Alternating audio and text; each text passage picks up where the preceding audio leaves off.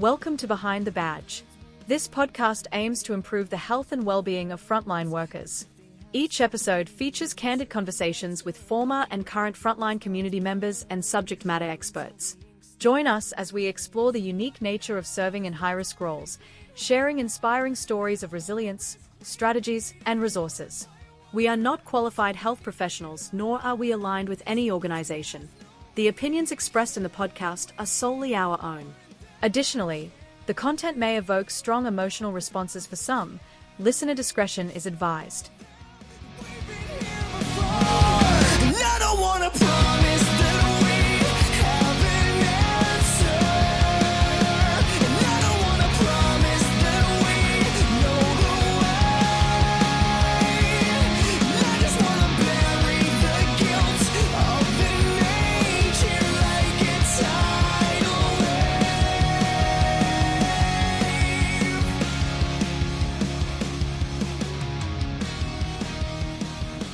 Hey everyone, welcome back to Behind the Badge.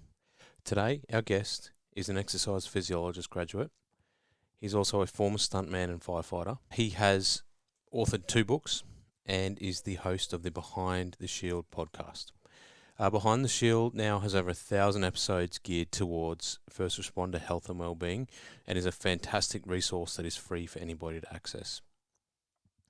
It is my absolute pleasure to introduce James Geering. Thank you very much for having me. No worries at all, mate. Thank you for coming on. We really appreciate it.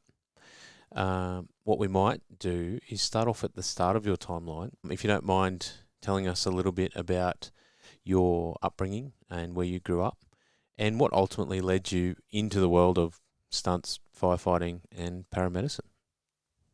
I'm originally from England, so I grew up on a farm in the southwest, so near Bath, if you haven't heard of that, or Stonehenge, that kind of area. So my dad was a veterinary surgeon, so we had a horse hospital on the farm, and then he had a small animal practice in town as well.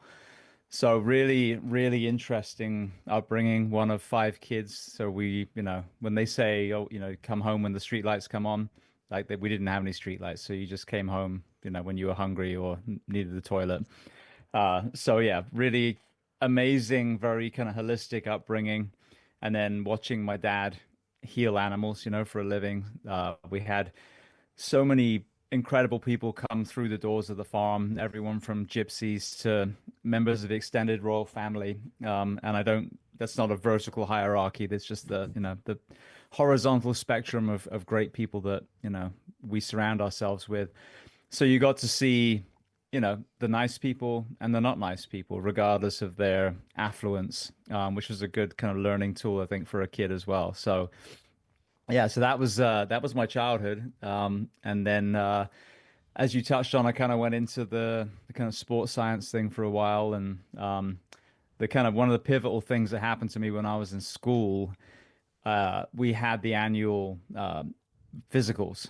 And I was told, I'm guessing 13, that I was colorblind, apparently, and that I could never be a pilot, a firefighter, all the cool jobs, they just kind of slid off the table. So for quite a while, I kind of wandered around aimlessly trying to figure out what I was going to do with my life.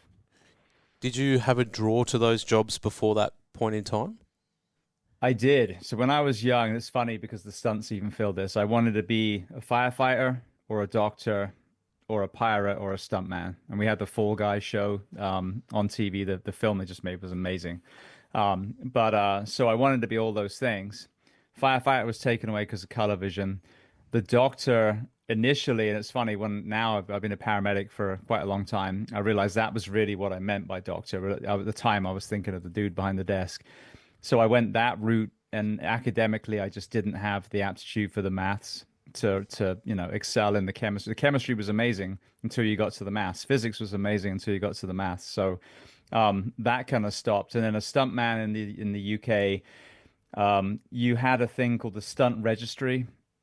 And it was just, the bar was just so high, and it was obviously to protect the stunt jobs. I understand it completely, but you had to be like near Olympic level diver and, race car driver and all these things to be a stuntman. So again, even with that, I was like, well, I guess that's never going to happen.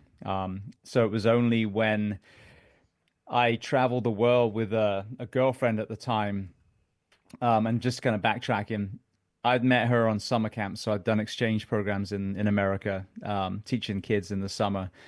And she was actually from England. So we started dating, and she was in a drama school in Wales.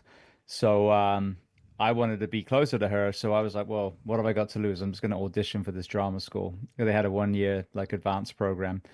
And I don't know how the hell I got in, but I got in and found out that I was the world's worst actor, but was quite good at moving. So quite good at the stunts that we did, the sword fighting and all that. I had a martial arts background. And so we then graduated, went traveling, and when we were in Australia, there was an advert in the paper for Universal Studios. They were opening a theme park in Japan, in Osaka. So one thing I've always done with my life is like I've never gone, oh, I could never do that. I've always gone, what have I got to lose? So I went to the audition, got the job. Our relationship was pretty much over by that point anyway. So I just moved to Japan for a year and a quarter and ended up being a stuntman. And I did it for over 20 years. And then I just finished my last gig a couple of years ago in the Jason Bourne stunt show that they have here, kind of parallel with my firefighting career. Wow, what a diverse background. Excellent. So the drive to become a firefighter, where did that come from? Oh, I didn't even answer the question, did I? I'm sorry. I went off on a tangent. That's all good. So I when I look back now, it's more apparent. Well, when we were on the farm, every so often we had a fire. So sometimes like kids would set fire to the hay barn. They did get all the pile that we had at the top of the fields. We had a fire in the actual horse hospital. And so we had firefighters 2 or 3 times come to our home, and they were mainly paid on call. And they'll be fighting these big, it's a surrounded drown type fire. So they'd be fighting it forever. So my mum would be making them soup, and we lit a bonfire for them to, the one that doesn't have to go out. And so, got that exposure to the people in the fire service. But when I look back, and I just wrote my first book 4 years ago, it was only then that I was like, oh my God, I forgot about that. I was actually in a house fire when I was 4. And when I say we almost died, like we almost died. My sister managed to get us out. She tried the door and it was locked initially. It was at my grandparents' house. And then went upstairs to make a phone call on the old kind of rotary phone.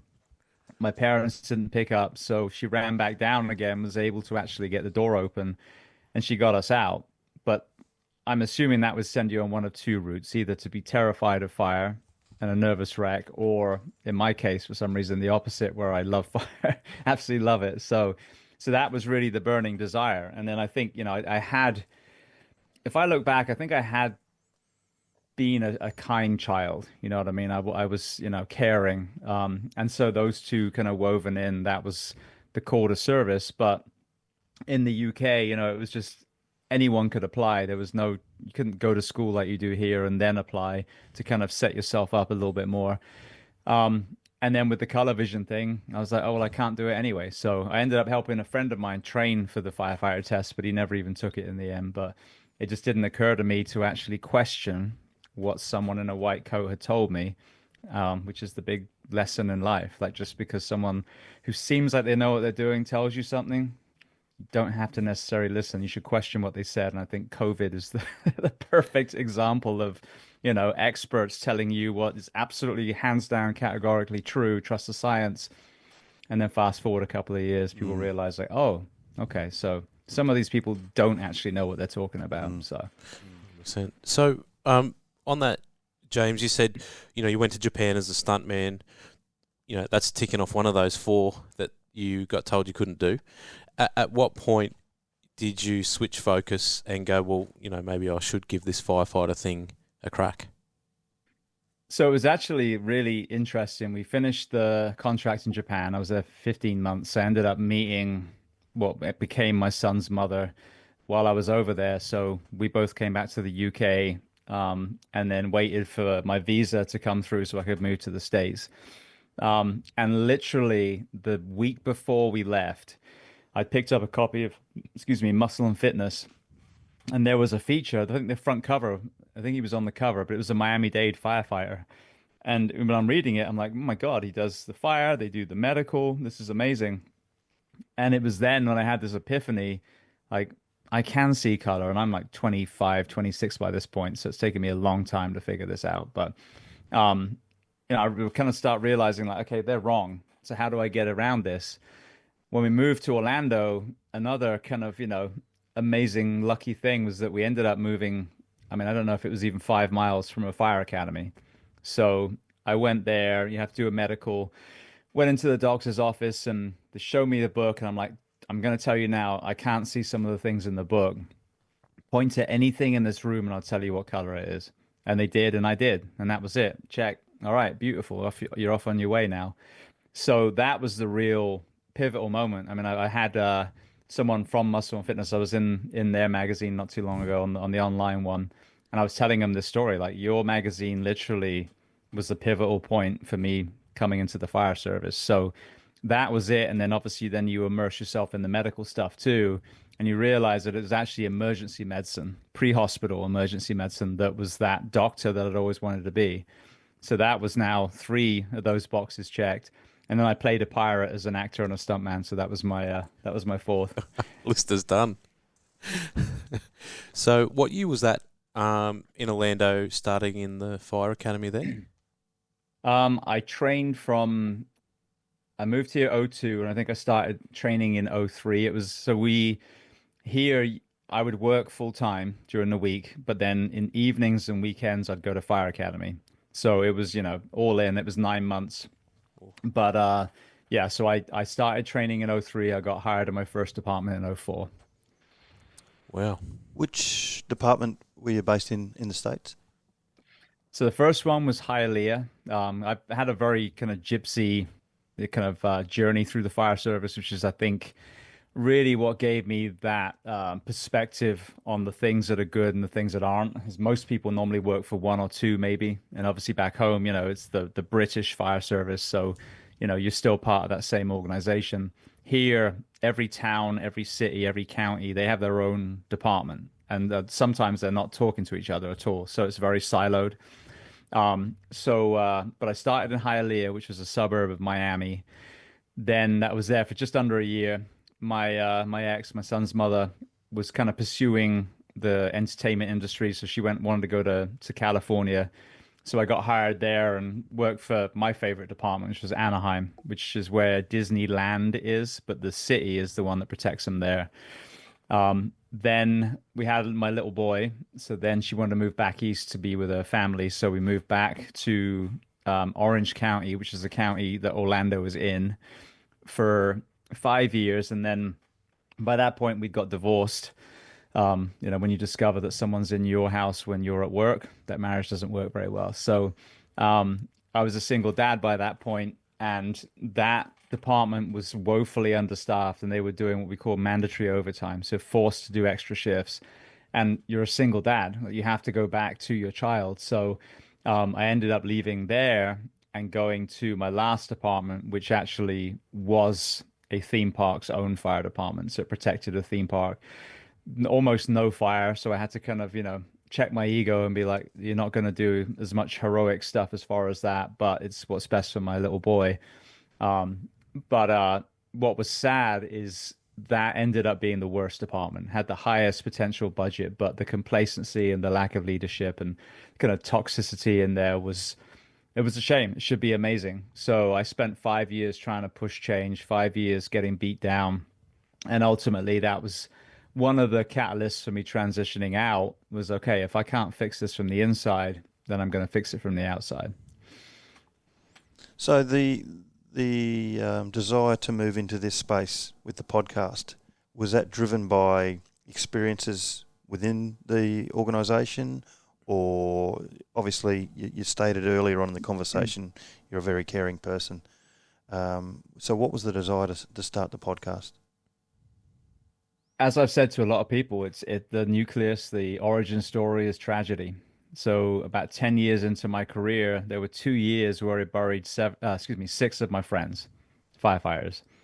And by the time you've gone to 6 funerals, six, times you've heard bagpipes, six times the last bell's been rung, you've heard the last call, you've watched the folded flag and the fire helmet given to devastated, your parents, yeah, but partners and children. To me, it was like, what are we doing? Why aren't we doing more? And this is, I've been doing the podcast for 8 years, and I'm still asking the question from departments that still seem to be unmoved by events that shook me to the core. And these weren't like my best friends, you know what I mean? If it'd be even worse, if it was a family member or a close friend. And so that was it. Like you said, having that background of being exercise physiology, a coach, an athlete, I knew enough to ask good questions, and I knew enough to be able to find who the real experts were. Because I think this is one of the problems in the fire service is, some of us are coaches and all this stuff, but that's not what we do.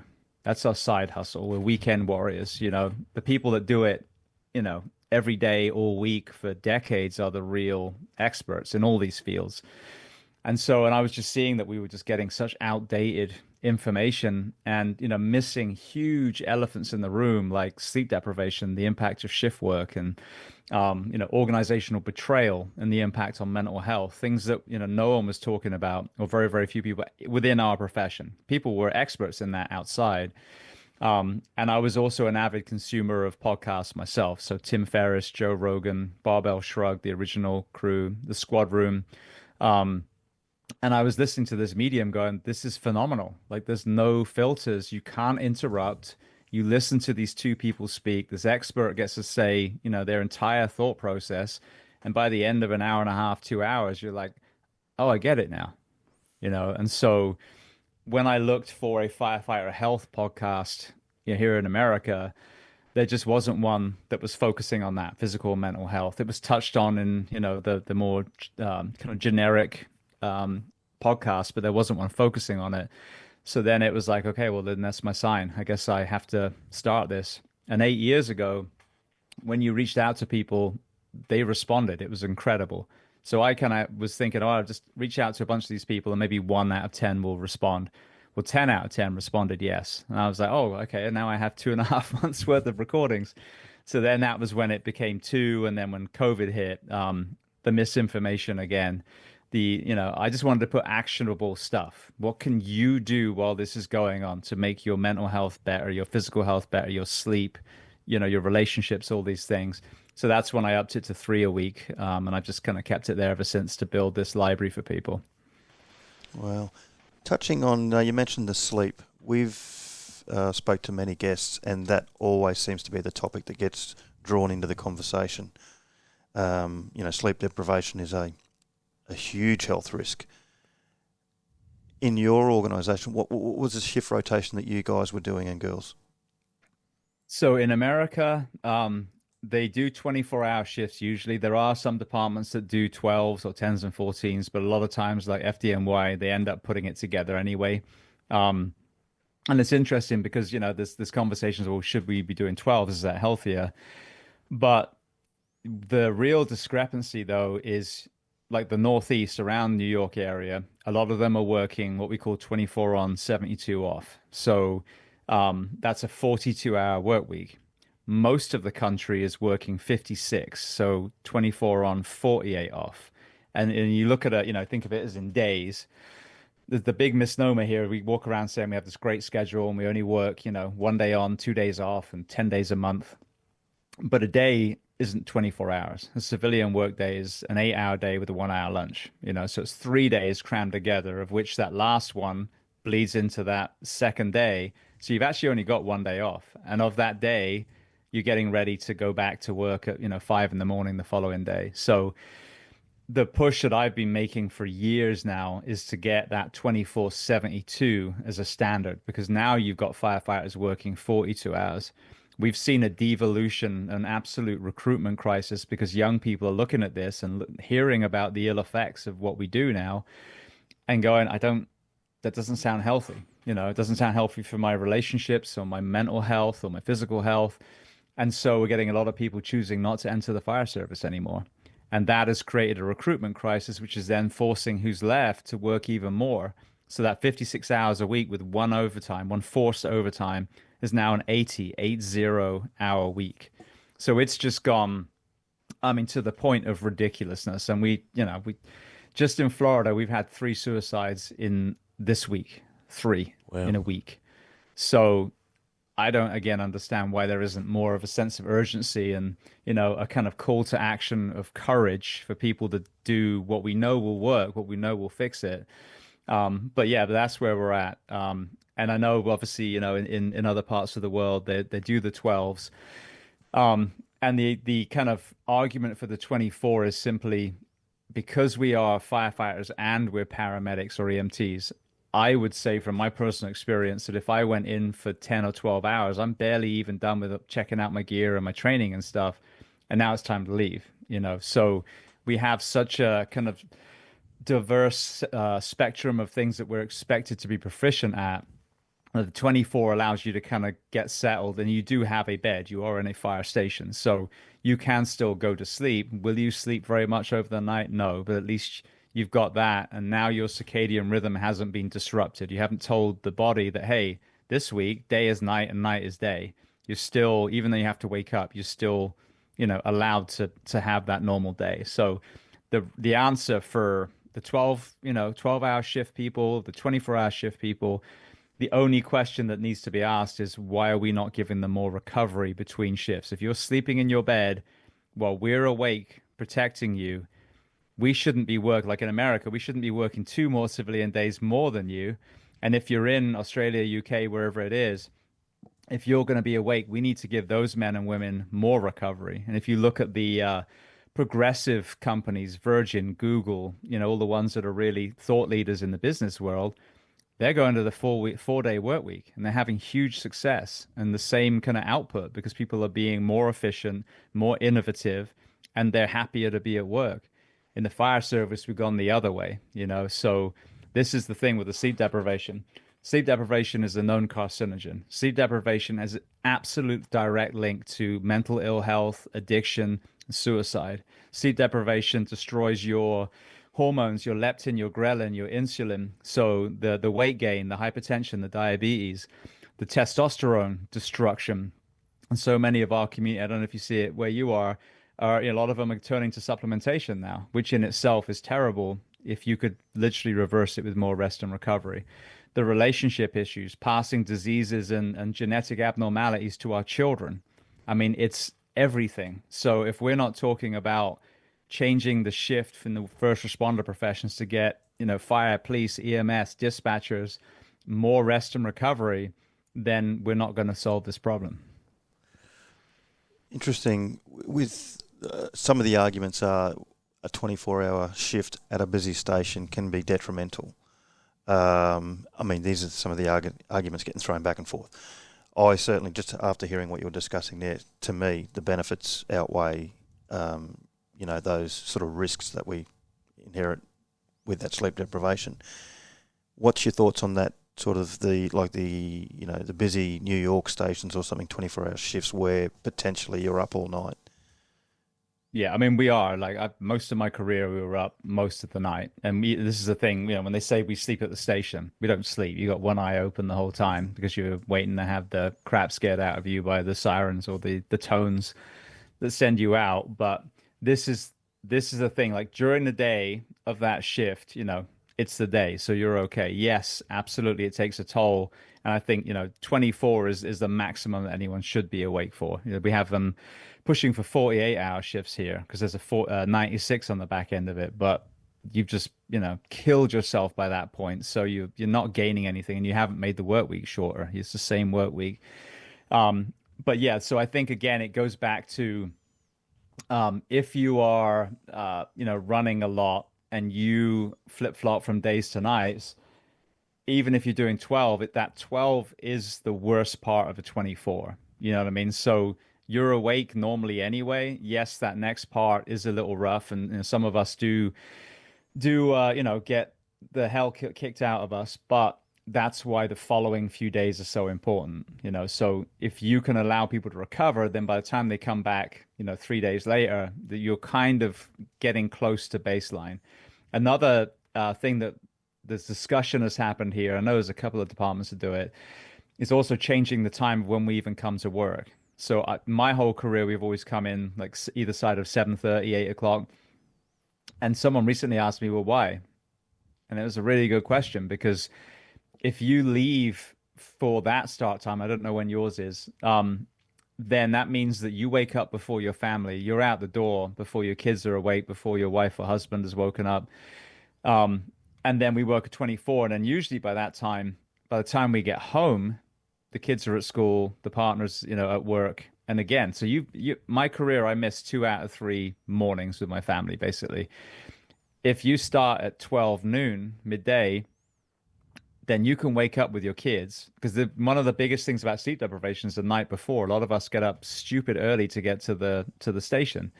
So now if you make it 12, you miss rush hour. You got to have breakfast with your kids and your partner. They go off to school and work. Then you go off to the station. Meanwhile, the person that you're relieving that did run 4 calls after midnight, they can sleep till 10. There's no, change out that has to be done at, 7:30 or 8. So now you've made it safer for that person then to drive home after having a busy night. So that's another completely free tool that I genuinely didn't think about till about a year ago or so, is why do we even start early and make these people get up at 5 a.m. to come to the station when we could change it for $0 and make it a time that makes sense? And like you said earlier, if we don't start addressing it, recruitment is going to fall away totally. So they've got the problem at the back end anyway. Let's hope that they can sort of have those discussions and, make a positive change to that 12 o'clock thing. I never even thought of it.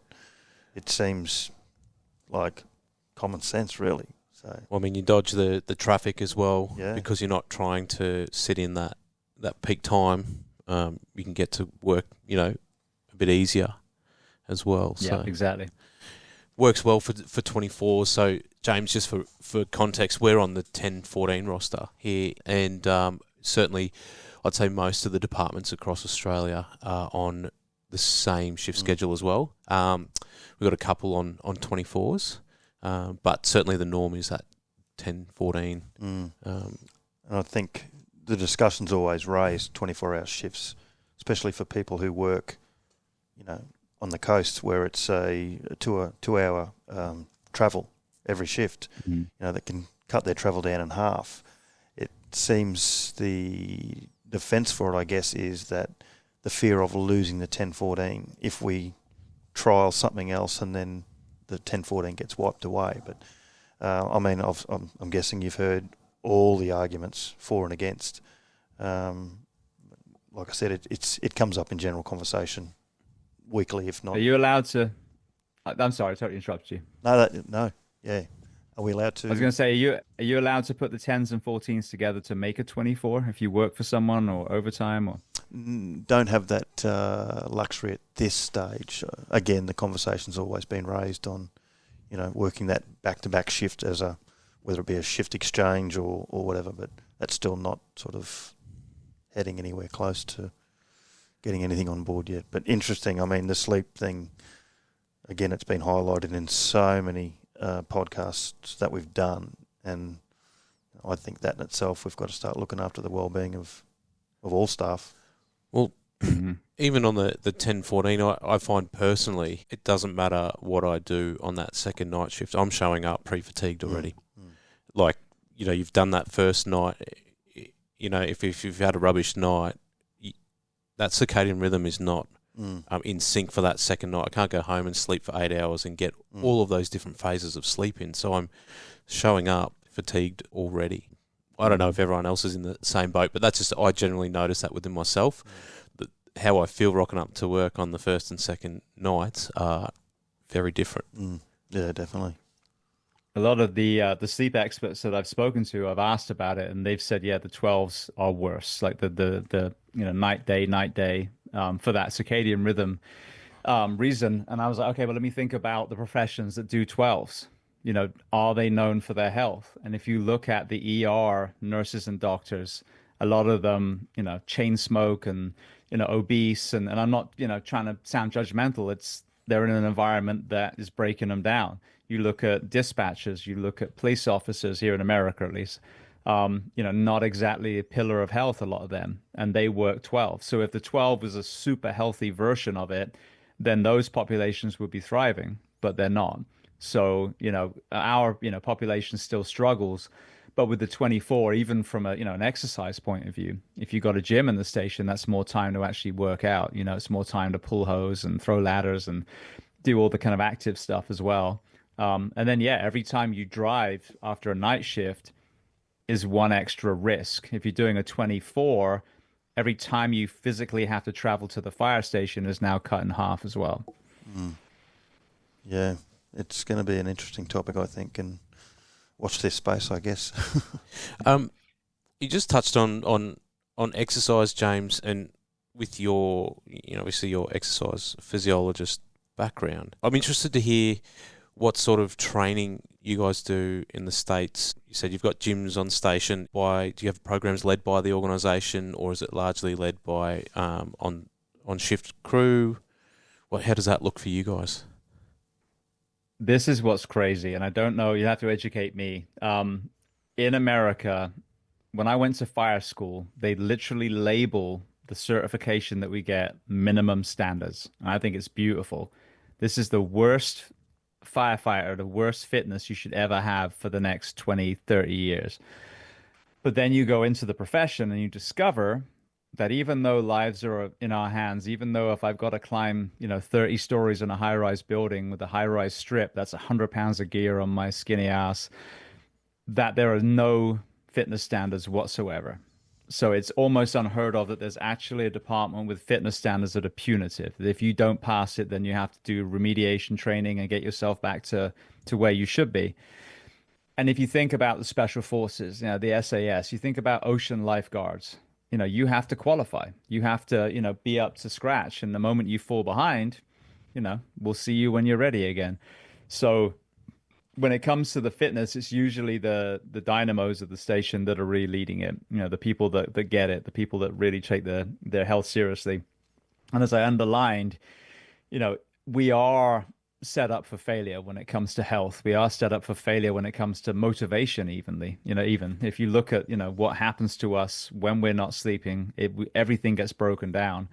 So for me, for example, there's many times where I've gone to a station and there's no kind of workout culture there at all. And like Orange County is a good example, and the last one I worked for. So I just started working out with me. And for the longest time, they're looking at me because I used to like put a rope in a tree and do all kinds of stuff, like CrossFit style stuff. And they're looking at me thinking I'm crazy. And then one day someone asks, "What are you doing?" And you show them how, you're not there to make them look silly and you can scale and all this stuff. Now there's 2 of you. Then there's 3. Then there's 4. And so that is what you normally see usually in a busier station too. It's funny. The slow stations is like the opposite. But in the busier stations, the crews that are cohesive will work out together or play sports, whatever it is. They'll move, they'll exercise, they'll be a little bit more cognizant of what they eat. But as far as kind of, a structured, organized strength and conditioning routine, I've never seen a fire department with that. So there's some that put in, good gyms. But again, that might be just in one station. But yeah, a lot of times the guys are buying their own equipment. The guys are, making up workouts off their own back. I've done all kinds of stuff with like pallets and tires and old hose and, whatever it is. If money's an excuse, then all right, we'll figure something else out. But I think it really just boils down to the ones that understand that lives truly, rely on you, depend on you. Those are the ones that refuse to let themselves get out of shape. Those are the ones that make sure that they will be ready. They may not save the person, but they know that they were prepared to save the person. From a mental health point, if you knew the person died because you didn't do the training, that would be crippling.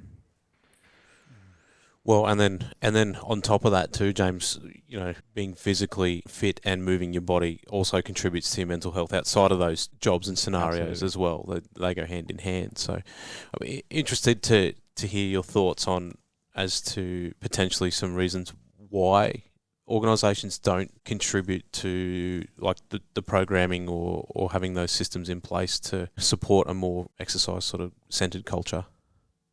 There are some progressive departments that are moving that way. Still don't have the punitive tests, but they're at least creating an environment. So some of them actually have hired strength and conditioning coaches. You know, there's some with nutritionists, physical therapists, like South Metro, which is Denver area. They're definitely one of the ones known for being progressive in that area. So there are some, but it goes back to this, you know, being unmoved about firefighter funerals. If you're not moved to make a difference when you keep burying people with the same patch as you, you know, how much do you really care about our performance and our fitness? Or are you just checking boxes? So there is a huge disconnect. But I think the other thing now, I mean, in America, we have a recruitment crisis that is just insane.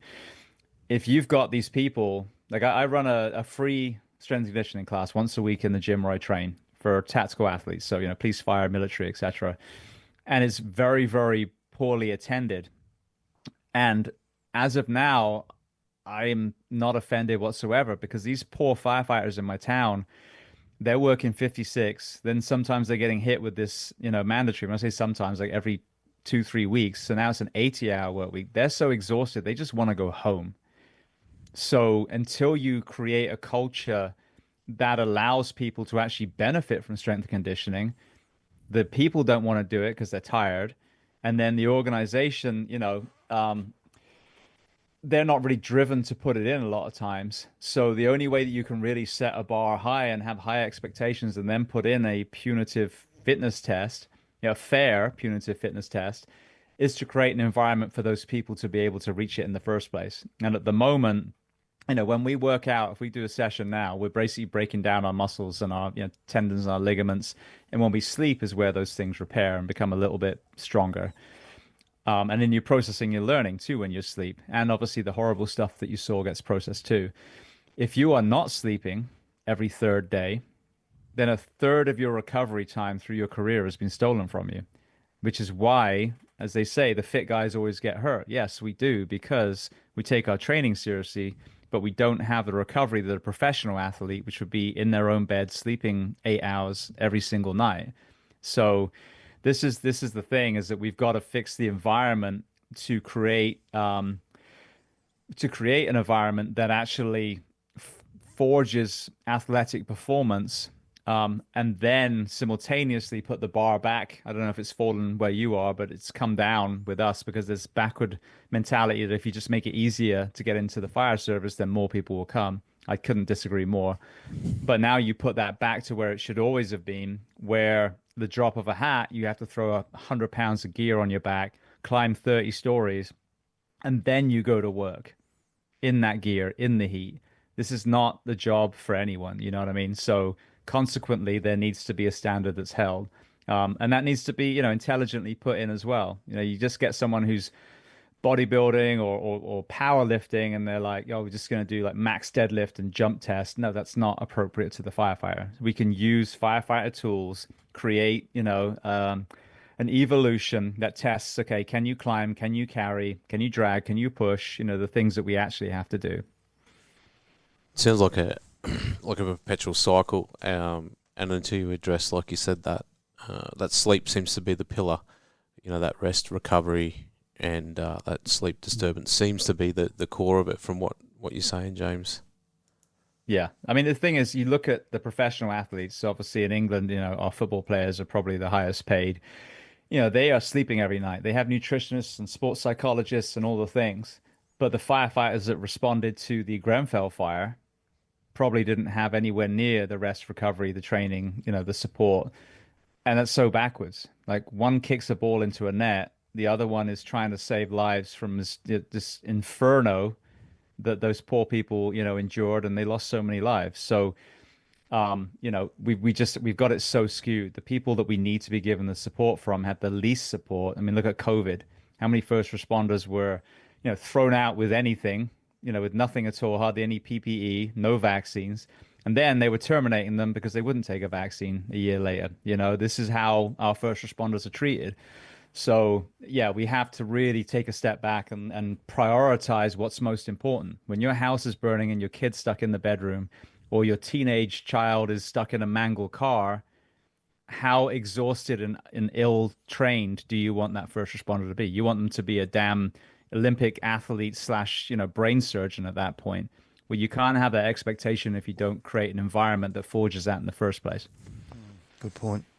How much, like you'd see it a lot, when you're fighting those battles, that's when that mental health side of it kicks in. Like you said earlier, beating your head against a wall for 5 years to try and make difference and change.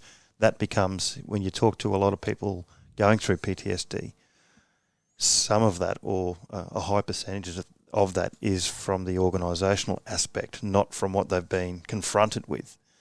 I mean, that's scary in itself to think that, someone that is constantly at work trying to make change, and eventually the ones will just put their hand up and, walk away from it. But that PTSD thing is real, with that element of being felt like they've been let down.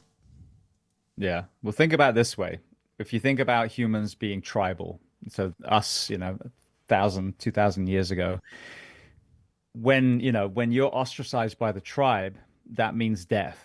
Especially in England, it's so cold and wet. If you're not, with the people and you've got the shelter and the fire and they're helping you hunt and everything, you're not gonna do very well, in winter in Scotland, for example. Well, that carries over to today. We've still got that innately, in our souls. And so you enter an organization, and you go through the indoctrination and, the academy, and you share and suffer together. And you basically have written a blank check that you will potentially die for a complete stranger, searching a house, being on the freeway, getting nailed by a truck that's not paying attention while you're working a wreck, whatever it is. And you do your job well. And then one day the tribe turns their back on you. The people that are supposed to be supporting you don't, and then you're at a funeral and they don't change the thing that caused, one of the big things that caused it in the first place. That's when we get this compounding element, because there is no greater trauma in a way than your tribe betraying you. So that organizational betrayal is so true. The poor firefighters at Grenfell then got pulled through the coals like it was their fault. And it was a company that basically put petroleum on the side of a building whose fault it actually was. So that can be absolutely crushing. And it definitely is kind of one of the elephants in the room when it comes to the mental health conversation. And especially what they endured on that, that job or that incident. It's bad enough to have to witness anything like that and feel helpless that you can't do anything about that. Then throw on top of that, like you said, being let down by the tribe, that can't be good for anyone's mental health. No. And it's interesting, even like in if you look at the American history and Canadian history actually too, there was a lot of taking the Indian out of the Indian kind of mentality and training these Native Americans to be European. And so imagine the impact of that, or the Aboriginal people, or the Maori, or wherever they are, where the colonizers came in. Like New Zealand, obviously, there was more of a gentleman's agreement, because I think the Brits came on and saw the size of these monsters and were like, oh, maybe we'll just make a deal with these guys. But there's other places in the world where we didn't, and then we kind of smited them, off the face of the earth. And you think about how detrimental that is to the mental health of the tribal people when their entire identity has been wiped out. And if you look at the mental health of a lot of the reservations here, we have addiction, we have alcoholism, we have suicide and domestic abuse. And you look back at the generational trauma of that, England's still there. Britain is still British. But, if you're Navajo or Cherokee, or, what do you have that truly still represents, where you came from? So at a greater, extent, that extends to any people. I mean, I would argue that the people of Gaza now are going through a similar thing when they're demolishing everything they knew. So, yeah, I mean, it's a really important thing for us to acknowledge and own as well. Mm-hmm. In your experience, like you talked about losing your identity, and I always think about the retired fireys and how they transition from full-time life back into, I'll say, normal society. But I know over here there has been a huge increase in that mental health space with retired firefighters, because like you say, you lose that whole identity. You walk down the street and no one waves to you anymore because you don't wear the uniform, or you know what I mean? So how does that look over there where... Yeah, it's the same. The same with, and it's funny, this is where I really align, or we really align with our military men and women. You enter an organization, like I said, you suffer together, you're indoctrinated, you're proud to be, a US Marine or a fiery in Australia, or, whatever the thing is. And it's a beautiful calling. It's a calling. It's not a job, and we feel so proud to be part of that thing. The danger, though, and I kind of use the yin yang as an example for this. A lot of us, I would argue, we're all probably a similar generation to each other. We're raised on, men don't cry, rub some dirt in it, suck it up. And, on TV, it was, RoboCop and Terminator and Rambo and, these kind of emotionless, robotic type action heroes. And so you get into that profession, and I think some of that starts happening. So firstly, you forget that it was, as I mentioned earlier, that kindness and compassion that sent us into uniform in the first place. But then you identify as, I'm a firefighter. I'm an American firefighter paramedic. It's who I am, It's not who I am. It's what I do. I love doing it, but it's what I do. And so you forge that identity, which is why in America especially, you see a lot of veterans, and they wear I'm a veteran T-shirts and hats like every single day, because they can't let that go, that I served. You know that you served, but you can't let go of reminding everyone that you served. So you have that. We also have purpose. Like, I'm sure you've had it. You drive home after a shift and you're like, we made a difference in someone's life today. It could have been as simple as picking an elderly person off the floor and putting them back to bed and cleaning them up. Or it could be literally dragging someone out of a fire or cutting them out of a mangled car.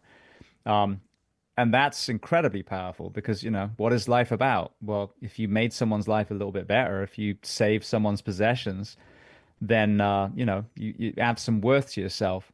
And then, yes, you've got that tribe. You've got that group of that, you literally would die for. Your captain and your engineer and your fellow firefighter.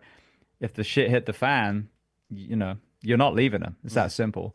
So, and then all of a sudden, one day, that door closes behind you for the last time. Just like that. And in America, we do a terrible job. We don't even, I don't know if it's the same in Australia, we don't even annotate anything that happens to our firefighters the day they leave.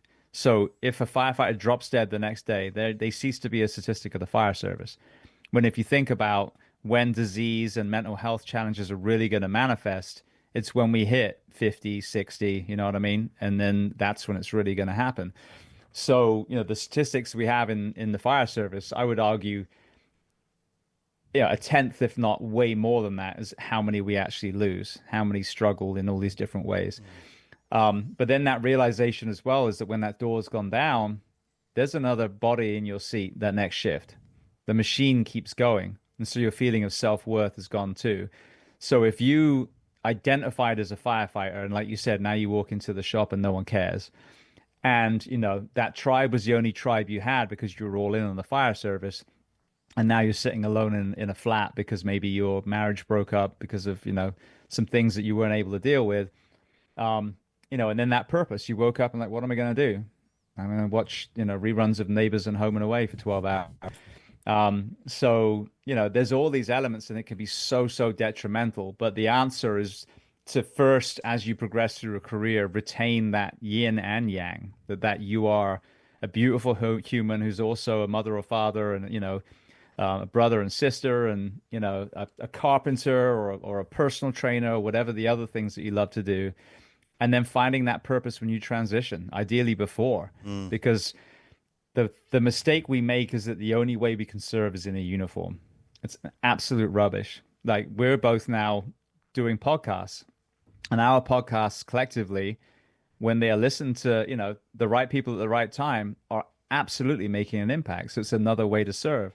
Writing books, another way to serve, and then volunteering or training or whatever the other things. So where I see people have struggled with transition is if they then go into finance, or real estate or, something where they're just not feeling like they're just being satisfied. But if you can transition into a role that you feel like the mission hasn't changed, just your costume, basically, I think that's how you then forge a healthy transition.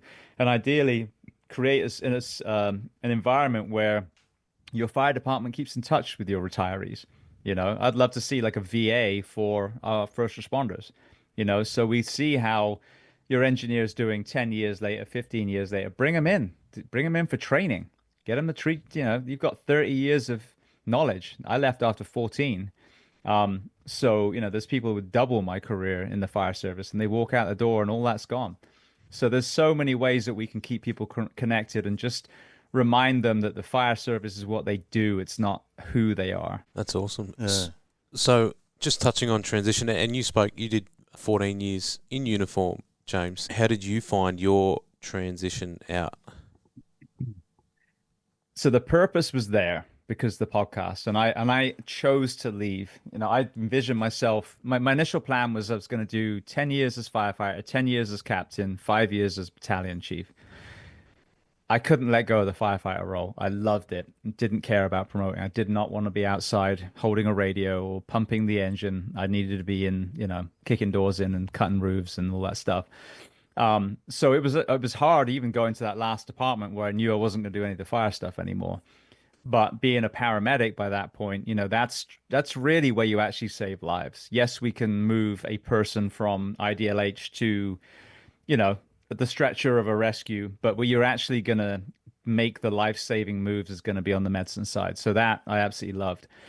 But because I made a decision to leave on my terms, even though it was at a crossroads that I never thought would happen, that made it a lot better. But I did volunteer at the department locally here for a little bit. And when I look back, it was just that my ego, my identity still wanting to hang on. I still wear the uniform. But when I got in there, it was like being a paramedic ride-along student. It wasn't like being a firefighter anymore. So I didn't do that. I think I did literally a few months, and I was like, yeah, this isn't working for me. So after that, that's when I was like, okay, now, you've cut all the strings. So, the hardest thing is when people say, well, what do you do? And I say I'm a podcaster, which is like saying I'm a YouTuber. It just sounds so weird to say it. So I struggle with that. And I'm, an author now as well. But trying to not always say, oh, I was a firefighter, because that's not what I do now. For 6 years, we've built this up, and it's been, had such an impact that it's something to be proud of. But I still feel that, but I was a firefighter once. That's what's really important. So it's been it's got better with time, but even that, as much as I knew about this stuff, even before I moved, I still really struggled to just let go of that identity at first. Yeah. I guess that's the status that we attach to certain roles within society, right? That being that firefighter or being that paramedic or whatever has that certain, for want of a better word, prestige about it, or, looked up to, and hard to cut those ties. When you were doing that, James, had you started the podcast before you left the fire service? Yeah, so it was after those 2 years, those funerals. I started it 8 years ago. I left that department 6 years ago. So for 2 years, I was doing it. The very first one, I can still see it in my mind now. My son, who was, God, how old was Ty then? He was 9 when I did it. But he had old furniture in his room. So those tiny little tables and chairs that you get for kids when they're, like 4 or 5, that's where I recorded the first one. So, and it basically a deep squat in front of this table. And then it progressed, and, but you still, you're coming back. And again, there wasn't as much mandatory overtime then, but I was still working 24/48. And sometimes people will be talking and I'm going, I've forgotten what they were talking about in the middle of the interview in my mind. And so when it got to this point where I decided to leave, and what happened was I had this last department is when all my injuries kind of came. So kudos to them for at least having a good workman's comp system, and they took care of all those. But I had a back injury, which I healed just with exercise. It's called foundation training. It's incredible. Look it up. It's phenomenal. So avoided pills and scalpels and all that stuff with that. But then I tore meniscus on one knee and then the other, because obviously you tend to favor one, then it just put more on the other. So I'd had the second meniscus surgery, rehabbed every single time back to full duty. And it got to the point of going back to work, and I was just like filled with dread. And I'm like, what am I doing? Like if this podcast by this point is being listened to, you know, by thousands of people, and I'm going to go back and sit on an ambulance and run one call at a time. And obviously, as we know, there's a lot of calls that really aren't emergencies that we respond to. What if I just transitioned out and did this full time? So it was 2 years in when I took the leap of faith. But even then, we have a pretty decent pension as far as percentages. Firefighters don't earn a huge amount, so I wouldn't say it's a good pension, but if they work long enough, they get, a large portion of their wages. But I cashed it out. I'm like, I'm just going to pay myself for a year and a half, and then, hopefully it will be some money by that point. So just my wife, bless her, she was behind me and just jumped in with both feet and was like, right, screw it. I'm just going to go do this, all in so that I can actually sleep at night, walk the walk about my own recovery, getting myself healthy before I drop dead of something, but then be more focused, be more available. And then also really, be there for my son, because he's graduating in the summer now. So the last 6 years, I've been home every day, which has been amazing, So all those things, kind of walking the walk. And then the big thing was just being able to speak freely. So many people in organizations really can't say what needs to be said, but no one can write me an email. No one can tell me to shut up, And I'm not out there just throwing stones mindlessly. I'm always bringing solutions to these problems. But recently there's, departments that know all these solutions that still refuse to change.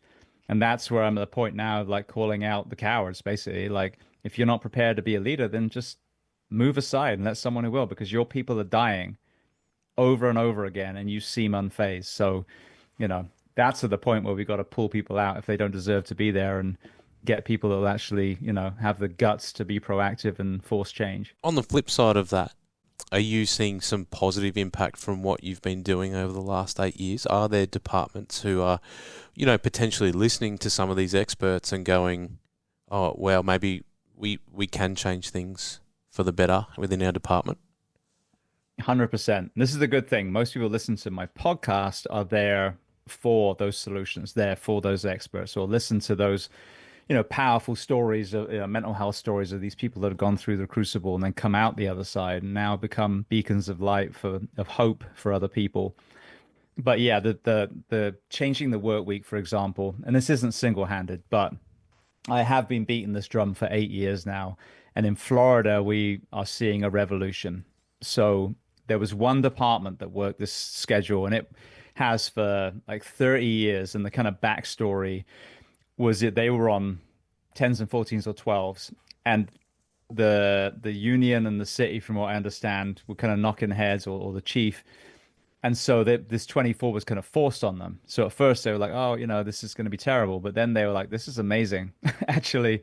And so they just kept it, and they fought to keep it, and they'd had it. And they were this kind of unicorn with rainbows coming out of his ass, anomaly in Florida. And then, but definitely getting all these people, when it talks about sleep deprivation, getting experts from the military, getting neuroscientists, getting strength and conditioning coaches, and all these different people to really tell the story of like, this is it, coupled with the recruitment crisis, because people just can't hire anyone anymore, and then we're losing people, and we're getting a worse kind of candidate. And there's still great candidates, but the ones you never would have taken, they're taken as well now. And so a year and a half ago, Boynton Beach, Florida, went to 24/72. Then Gainesville, Florida, Pasco County, Florida, Destin, Florida, Miramar, Florida, and now Palm Beach County, which is where Donald Trump actually lives. That, which is a huge county and quite affluent, they just went as well. So the dominoes are falling. It's so. I think that's going to be the beginning of a revolution, because what they're realizing is they're spending the money already. The overtime, the people they train that then leave, the injuries, the mental health claims. The lawsuits on accidents when we hit someone in the road or push the wrong medication. There's so much money that is being bled because we've just overworked our people. So they've gone, oh, well, if we just, invest and get more people so we can have a forced shift, a lot of these extra costs will go away. And then they have, because people now are like, oh, I want to work for them. They get it. They want, to create a healthy work week. And then what's beautiful is now if you're next to one of those agencies and you were struggling to hire already, well, now you're really going to have a problem. So you've got two choices. Be progressive too and go the same way, or be known as the chief that was at the helm when your ship sank. So this is what I'm loving now is we're finally starting to see, and I get phone calls and messages all the time. Hey, can you tell me, more about 2472? And I'm getting from, out west in the middle of America. So this is happening. And the people that are calling, I want to give them credit. These are the brave ones that have said enough is enough in their department. It might be a chief, it might be a firefighter, it might be a union leader, but they're the ones that have said, all right, we're going to do this, or we're going to try and do this. And there's so much information, and every question, every kind of but, pushback has a beautiful answer to it that makes sense, that will make it better. So so when it comes to that, and then of course, I mean, so many people had on the show that bare their souls. I mean, it's so humbling to have someone from Australian SAS or SWAT or whoever it is in tears on the podcast, being so courageously vulnerable. And I know that those stories have saved so many people's lives. Because if you're a man, they call it Oka in Australia, they call it a manly man. But all of a sudden you listen to, whoever, and they're, Delta, Navy SEAL, all of a sudden this men don't cry. Well, he's kind of manly and he's crying. So you can cry. You know what I mean? You can look in the mirror and go, I'm not okay. I can get help. There is a way out of this. So definitely from that point of view as well. So yeah, the changing the shift work and all that stuff, and the foundation training. I know a lot of people that their back injuries were, it's not even healing. It's like you're strengthening around it so it just doesn't bother you anymore. That they're walking around without surgery because of that. But I think it's the human stories. It's the people that hear other people struggling and go, that's me. I thought I was just being, weak. But all of a sudden, all these people I keep hearing that are alpha tactical, operators, and they're going through this stuff. They're in tears. This happened to them when they were a child, same way as it happened to me. I think that's where, to me, the biggest value of this is. Because yes, organizationally, we need to change things and create an environment that nurtures people. But the ones that reached people when they were struggling, that gave them hope, you can't ask for any more than that. No. So yeah, that's what really kind of makes me proud of this, community, this library. Like, it's not me. If I was just monologuing, I wouldn't have all the answers. It's these 1,000+ guests that have come on that have bore their soul or shared their life's work for free, so I can create this free library that can be listened to around the planet. I think there seems to be a common theme again, but there's that reluctancy to, most of the organisations that we discuss have got their own sort of support networks, but there's still that reluctancy for someone to talk to the organisation because of, there's various reasons, the mistrust, but it's the talking to another firefighter, talking to another SAS, soldier. That's where people tend more to release and, be, like you said before, vulnerable. And that's a very hard word for people to get used to, I think. We go out and care for people, but spend less time caring for our own sort of health and mental well-being. So with your support networks over in the States, is that set up in a way that, people are willing to go and discuss those issues, or? It's case by case. So there are departments, for example, that have a good, what they call a peer support team, or peer support even, ethos in their department. Because really all peer support is just being there for someone and listening and create an environment where they feel safe so they can open up. But then the next thing is, but now what? Okay, you've come to me and you've said, hey, James, I'm going through some stuff. Brilliant. Let's talk about it, but let's get you the help. Well, then the help is a sheet of paper with 10 names and you call, two of them and they're not in service anymore. You call the third one, they're a child psychologist. You know what I mean? Then you finally get to sit in front of one and they burst into tears and say they can't help you because you just told them what you think about and what you dream about. So there's that as well. So there's a lot of horror stories, to be honest. But there are also some departments that, like I said, have peer support teams and have, counselors that they hire or to what they call culturally competent clinicians. So people that actually have worked with our population and they can go to one of those. So it's being done really well in some places, but I would say, again, that's kind of the minority. The EAP is what we call the employee kind of mental health program. And that's usually for the whole county or whole city, so it's not fire specific. So again, you've got this list and you're playing Russian roulette with, are you going to find someone that can help you? But the culture is changing. It's being talked about more, but I think it's that barrier to entry between the person who needs the help and the person who's qualified and has a background to help. That's where we need to go, because there's a lot of talk of stigma. I think a lot of us we get it. Okay. It's okay to talk. It's where the hell do I find the help? And then you put in some things that are being, very effective. Psychedelics, MDMA-led therapy, ketamine, there's a lot of stigma around that when they're actually being incredibly effective. So are you having that conversation? Because the toolbox should be as big as it possibly can, because each one of us is going to have a different kind of cocktail of things that ultimately work. But if all you've got is pills and talk therapy, and you try pills and talk therapy, it doesn't work, well then, the hope that you need has now been diminished. Well, these pills aren't helping and that person just burst into tears, so I'm just going to go finish it. So, we have to put that hope in the post-traumatic growth and the fact that you can work through this and be literally a better version of yourself, because now you've got those struggles as scars to be proud of now, and you can empathize more with other people. But you've also got to figure out, how do I get there? Where are my tools? And, allow people to be able to access whatever is going to work for them. Obviously, with over 1,000 episodes, you've learnt a lot along the way yourself. Is it Ty, your son? Yes, it is, yeah. So Ty comes to you and says, Dad, I want to join the fire service. What's your advice to almost preload your son into the service? Well, that poor bugger has been raised about me yapping about the fire service's problems for 8 years, so he already knows. But no, this is a very serious thing. Let me ask you a question before I answer that one. Sure. Are you seeing a recruitment deficit or crisis in Australia? Not really. It's still one of the most popular organisations. Beautiful. Good. To do. So hopefully that stays that way. Okay. So what's happened here is, because of all the things, and obviously we've already seen the vast difference between your work week and our work week, for example.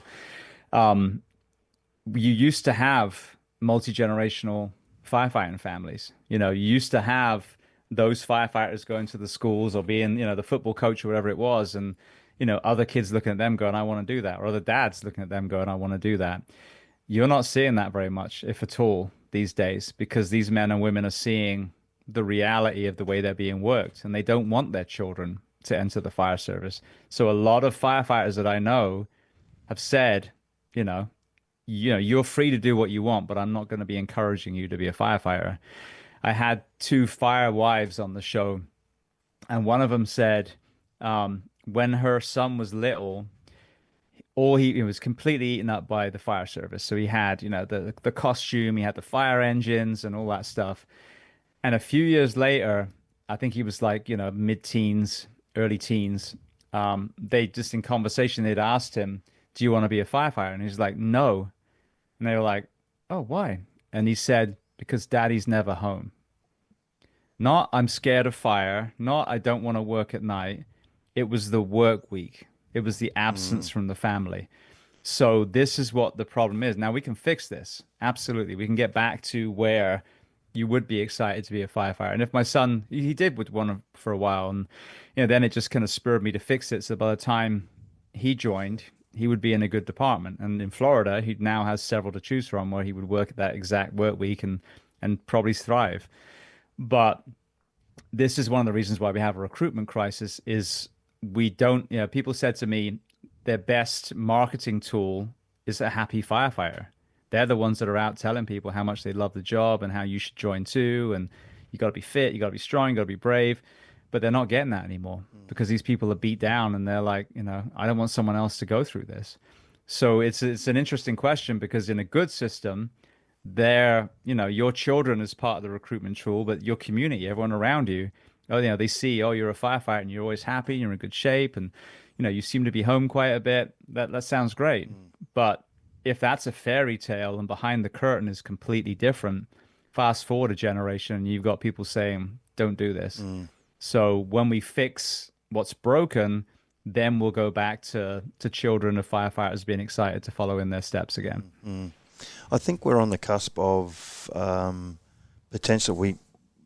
I think we've got it good at the moment, as in the positives to join the fire service, but there's so many things that if we can get on board some of the things that you've discussed with, that health and well-being, I think we're going to stay at that level for a long time, but we could quite easily slip into a department that you've, talked about in your world, that we can quite easily go down that path, in a heartbeat. But, we've got to really promote that change. Yeah. I mean, the good thing is, this is what I said with the fire service. They talk about data. Or can you show me the studies? And they haven't done any. When it comes to the work week and sleep deprivation and what, makes us die, there's a little bit on cancer, a little bit on mental health, but the cancer focuses on our gear and the mental health focuses on what we see. Not sleep deprivation, not childhood trauma, all these other contributing factors. But when you do a statistical study, I think I've got this right, you write a hypothesis, and then I believe the null hypothesis is the equal and opposite is also true, I believe.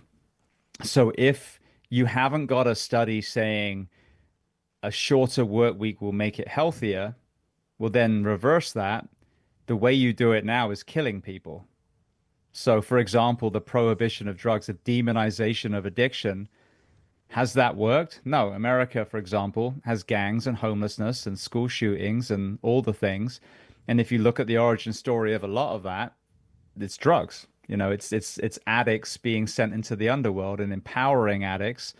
And then you've got multi-generational trauma. And now you've got, for example, that school shooter thing, was dad there? No, he died of an overdose or went to prison. Okay, well, now you've got this child and now you've got the second set of problems. So if you look at the way America does it and you're not in America, you've got a beautiful opportunity to go, let's make sure that never happens. Let's do what works. Let's put the fixes in now before this happens to us. So, yeah, I mean, I think, the most incredible thing that can happen from someone's mistake is that other people learn from it. Wow. Just got to be on. I guess I think maybe have the ability or the desire to get ahead of it, though, James, as well. I think sometimes you fall into the trap of being reactive as well, and being responsive and waiting for something to happen in your own patch to be the catalyst for a positive change. I guess the tricky thing is trying to jump on it before it happens.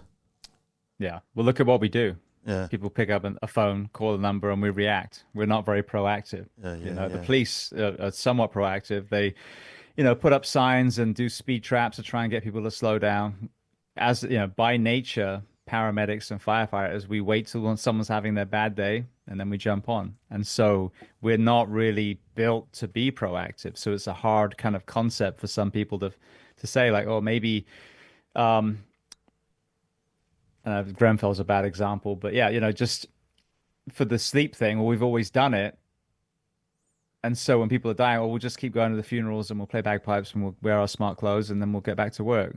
At some point you have to go, what's upstream?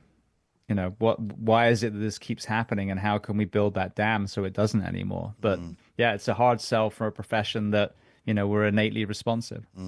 Yeah, I often think that'd be particularly tricky when you're moving up the ranks and, you have spent your whole career responding and reacting, and then all of a sudden, you have to try and flick a switch. And we should be flicking the switch thinking about proactive measures and how we can do things in a more progressive manner. But you're used to, or it's ingrained in you to responding and reacting. Very tricky. Yeah. And I think too, for whether it be management or, it's easy to say no. Mm. So to be, and I'll link it back to you, James, early with the being told you were colourblind. Well, almost you just put a line through the fire service and said no until you investigate it further. Whereas same in that context where you're trying to be proactive and you hear no, okay, well I tried. That seems to stop there, and instead of driving it to make change. Someone on Tim Ferriss's podcast said, and he was like a very, very successful businessman. I think he's from Argentina or Brazil or something like that. And he was talking about this concept I think his father had, and it was called the 3 whys. So, why do we work 56 hours a week? Oh, it's because, we've done that since we were, not running EMS. But why? And then, so if it can't last the second why, then you're already in trouble. If it can answer 3 whys, why do we drink water? Well, because, it hydrates us. Well, why does it hydrate us? Well, if you look at the cells, we need this for blah, blah, blah. But why? Well, because, if you look at evolution, whatever it is, and there will be an actual truth there. But, we don't have the money. Well, why? Well, you don't have the money because the money's already being spent. So you do have the money. It's in the overtime and the loss of people and the workman's comp claims, etc. So boom, 1 why you've already figured out. You don't have the money because of the way you're working your people.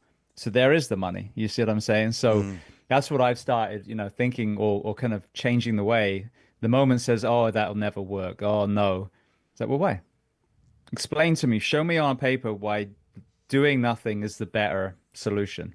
If you can actually articulate that, and it's the same as I tell people in America, the chiefs, the administrators that tell you you don't deserve a shorter work week of 56, less than 56, they work 40 hours a week.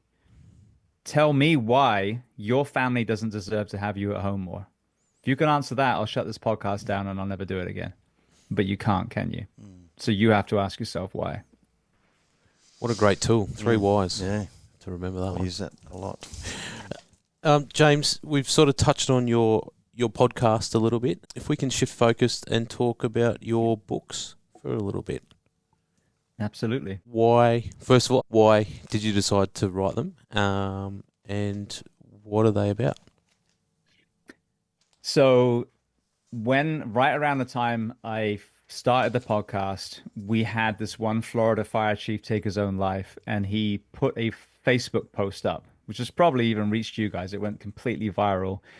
And it was, he said, PTSD is real, I love you all so much. And that was it. And he went into the woods and took his own life. And so that was kind of really starting to buzz around. And I was on a call one day at the station, got back, and it was a benign call, wasn't anything horrific. I went and lay in the bunk room and I just couldn't sleep. My mind was just thinking about this mental health thing. And so I got back up, went into the office in the station and wrote a blog that I titled, I wish my head could forget what my eyes have seen, which is a quote that engineer says in the documentary Burn on Detroit Fire. And it just that thing. And so I wrote a blog, and I started off with a kind of, story of my career, but then it transitions into the takeaways, the mental health, the sleep deprivation, all the things, and posted it and went back to sleep. Oh, finally got to sleep because it was out of my head, which again, why people say journaling is good for mental health. Anyway, the thing took off. And I was like, oh, okay. So this is a medium I haven't done yet. I'm doing this talking thing, but now what about this writing thing? So over the next 2 or 3 years, I didn't put them out, content wise, on timeless kind of stuff. It's just when it was organically burning in my soul, I would write about it. I wrote another one, How to Kill a Firefighter in 5 Easy Steps. A very tongue-in-cheek way of, looking at how we're doing it at the moment. And then about a year before COVID, I started having the idea of, well, what if I wrote a book? I've written, 8, 10 of these blogs now, and try to kind of start, and then just like, no, this isn't working, put it away. And then just before COVID, something hit me, and it was like, all right, I think I'm ready. And so I expanded on some of these blogs and made them a chapter. I wrote new chapters. And it's the first one's called One More Light, Life, Death, and Humanity Through the Eyes of a Firefighter. And so each chapter is like a short story, but there's a takeaway in every one: back injury, obesity, mental health, sleep. So you start kind of getting immersed in a story, and then, you're basically taking away a lot of the knowledge that I've gained from these incredible guests. So then, wrote the book, and I was like, all right, I'm never writing a book again. That was hard. And then this freaking new story, this new idea just popped into my head, and I'm like, oh God, all right. So this time I'm like, well, if I really want to reach the hearts and minds of people, I've got to write fiction, and then I've got to get it made into a show, because the screen is the ultimate disseminator of knowledge or, inspiration. So I came up with this idea. So the second book is called Kinder. I wanted to really story tell what the American firefighter paramedic actually does. So I fictionalized the lead character. A lot is based on my career. And you kind of meet him. His name's Jack, and you meet him, and he's already starting to struggle. And as you progress early in the book, he gets to the point where, he's reached his absolute lowest. Luckily, he's saved before anything bad happens. But then he begins this journey of healing that takes him into his father's past and then his grandfather's past. So then I'm weaving in the multi-generational trauma, because, when I have interviews, I hear over and over again about granddad. And we talk about they just kind of rolled up their sleeves. They went back to work. No, these World War II vets were struggling. And there was alcoholism, there was domestic abuse, and there was all kinds of stuff. And that then is passed on to the child and the grandchild. And so within this story, there's a lot of, real true events. So it's almost like a historical fiction. But at, the end, I wanted to write a story of hope. So woven into those are the perspective that we have of the country, because I would argue that, the firefighter paramedic, even more so than the police, we see what a country actually looks like, because we see, the sex work and the homelessness and the addiction, and the violence of the gangs and all the things that you might get a glimpse of in the news, but that's, as a civilian, that's the last you think of it. But then when you see some of these characters in there actually be able to overcome the things that they were struggling with, that's when I put this element of hope, this post-traumatic growth.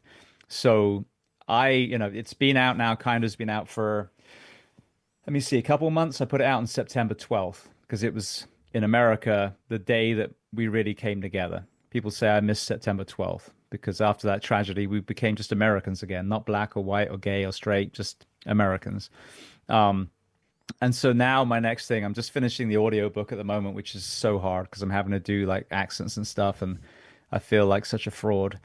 But the next thing will be to make it into a streaming show, come hell or high water, because I think this story could just be a mirror, and it has for the people that are reading it. Like, I've had firefighters that have gone to counseling after they've read it, not because it was so traumatic, but they saw themselves in the character.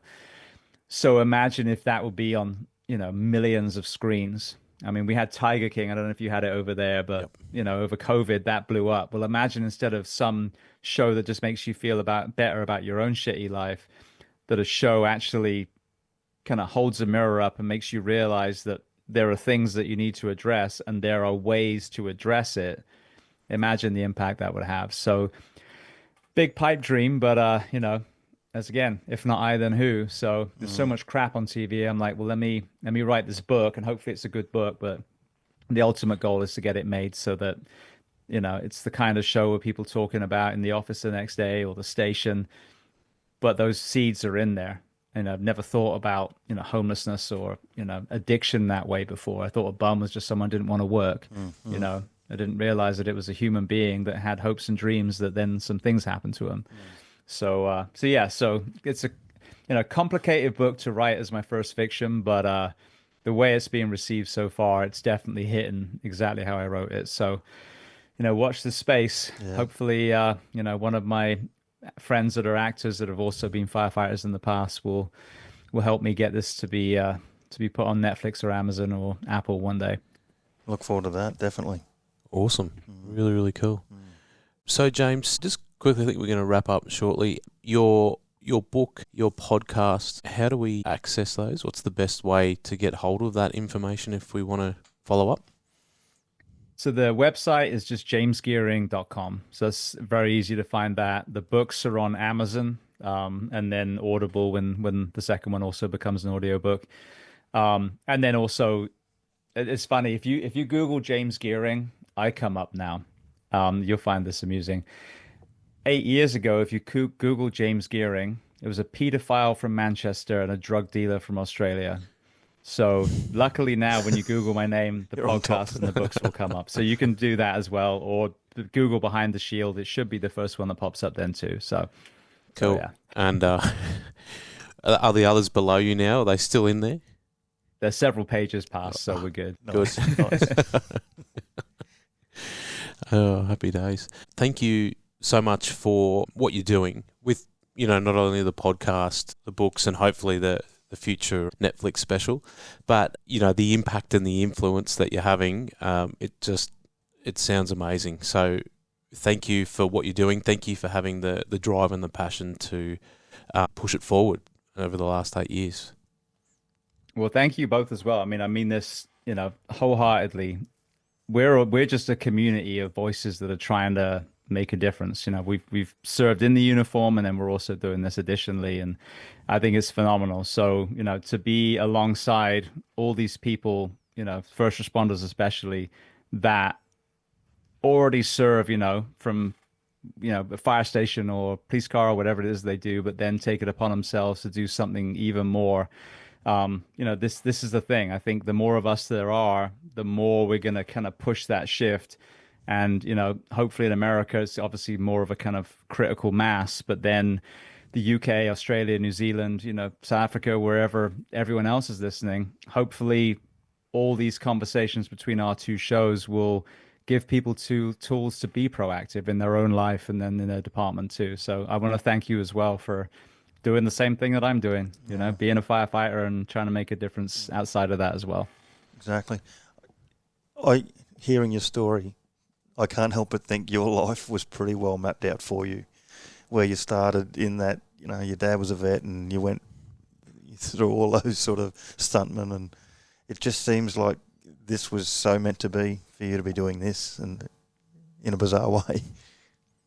Yeah, and again, it just boils down to just saying yes. Yeah. Like, why not? Yeah. That's where it's led me all over the place. It's I look back and even like the vet. I mean, growing up, my dad would be cutting open a horse and we'd stop and have sandwiches and go back to it. Well, obviously that served me well. And, the horrors that we see, the family of 5, so 7 of us and a big kitchen table, we all ate together. It was like a firehouse table. So, yeah, I mean, each of these, the sliding door events, as they say, it has, and even just wanting to be at this one California fire department for my entire career, being a tillerman and a paramedic and, saving lives for 20 plus years, that wasn't meant to be. I was supposed to bounce around from place to place and get this kind of perspective and, ability to just look at this profession a little differently. And then ultimately tap into that little boy that was kind.